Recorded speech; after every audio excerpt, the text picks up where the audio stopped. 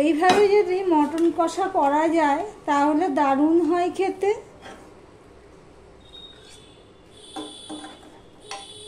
মাংসটা আমি কিভাবে করলাম স্কিপ না করে পুরোটা দেখার অনুরোধ রইল।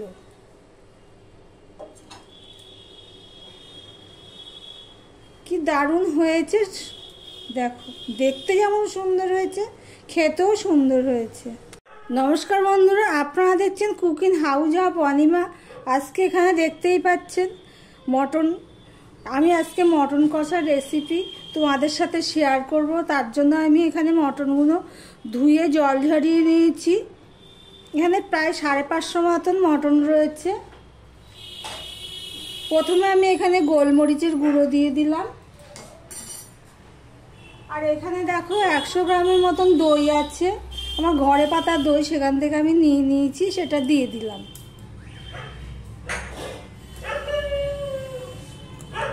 নুন দিয়ে দিলাম।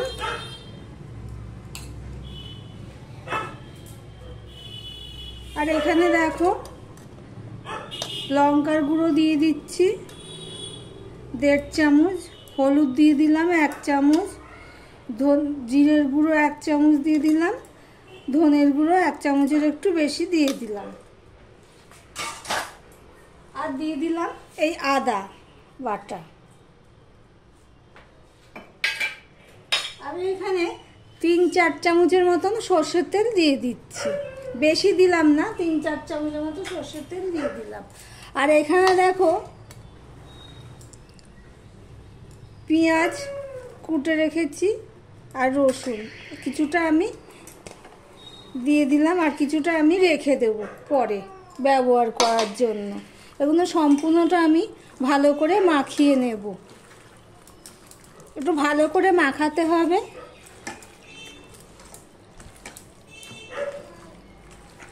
এখানে কিন্তু আমি দিইনি, তেজপাতা দিইনি, তেজপাতাটা আমি পরে ব্যবহার করব।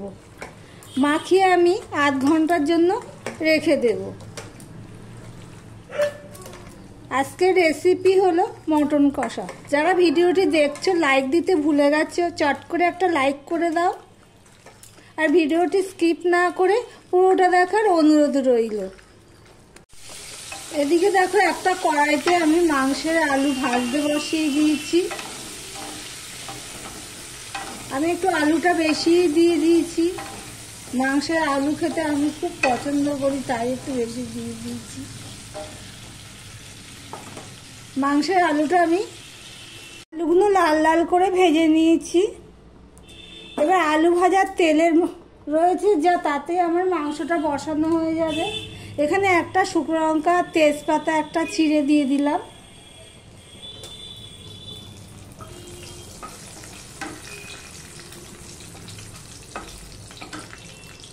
আর এখানে দেখো গোটা গরম মশলা, 3টে এলাচ চিড়ে দিয়েছি, আর 1-2 টুকরো দারচিনি, আর 3টে লং আমি এর মধ্যে দিয়ে দিলাম।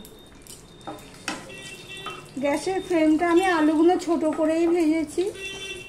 এবার গ্যাসের ফ্লেমটা আমি একটু মিডিয়ামে করে দিলাম। আলুগুলো যা ভেজেছি ভাজাতেই মোটামুটি সিদ্ধ হয়ে গেছে। আমি এইভাবেই করে থাকি, আমি কড়াইতেই মটন করি, আমি আর প্রেসার কুকার ব্যবহার করি না। বেশি মাংস হলে প্রেসার কুকার ব্যবহার করি, অল্প মাংস তার ব্যবহার করি না।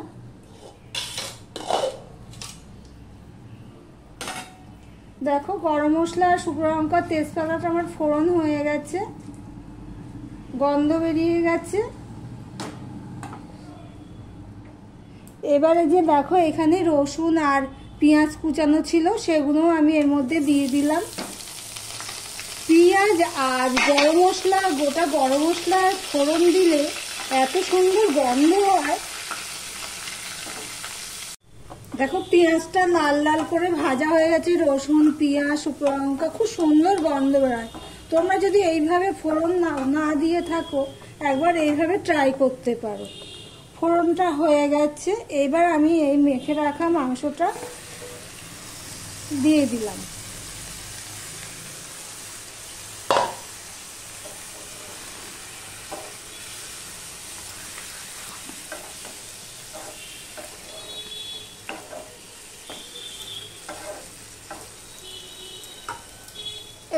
মিডিয়ামে দিয়ে আমি কষাতে থাকবো।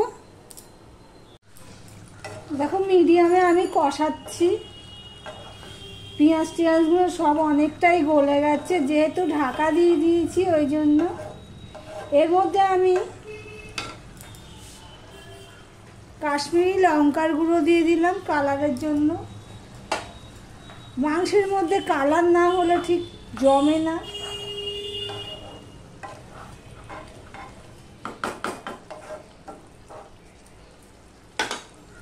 আমি ঢাকা দিয়ে দিলাম আবারও। দেখো আমি ঢাকা দিয়ে মাংসটা আমি কষিয়ে নিয়েছি।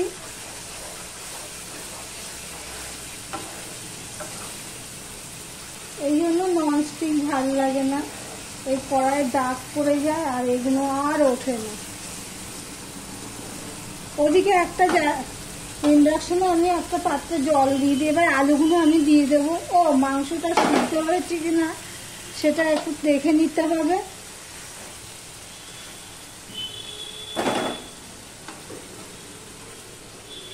গরম দাঁড়াও।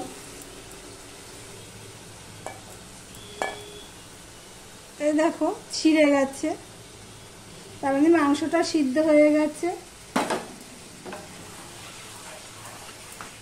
এবার আলু দিয়ে আমি আরেকটু কষিয়ে নেবো। তবে আলুটা আমি নুন হলুদ দিয়ে ভেজেছি ঢাকা দিয়ে। আলুটা সিদ্ধ হয়ে গেছে। আমার ছেলে ভাজা আলু এক টুকরো খেয়েও নিয়েছে আর সিদ্ধ হয়েছে। দেখো এই ফুটোটার মধ্যে আমি একটু কাগজ দিয়ে দিয়েছি।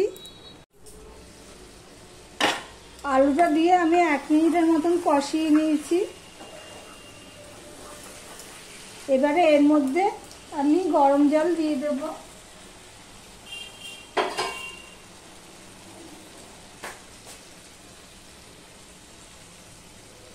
অল্প গরম জল দিয়ে দিলাম।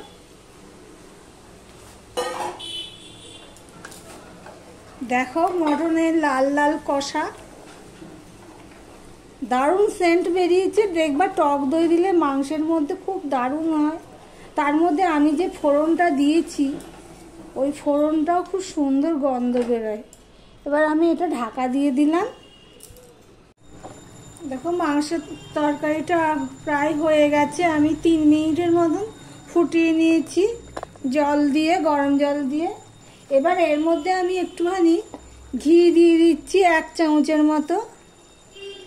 1 চামচের মতন আমি ঘি দিয়ে দিলাম।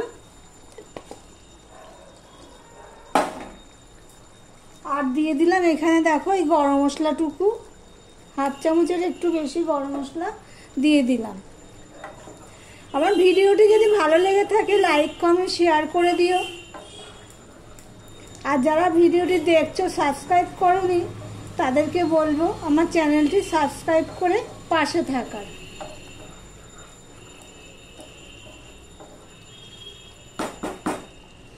এবারে আমি 5 মিনিটের মতন ঢাকা দিয়ে গরম কড়াইতে রেখে দিচ্ছি।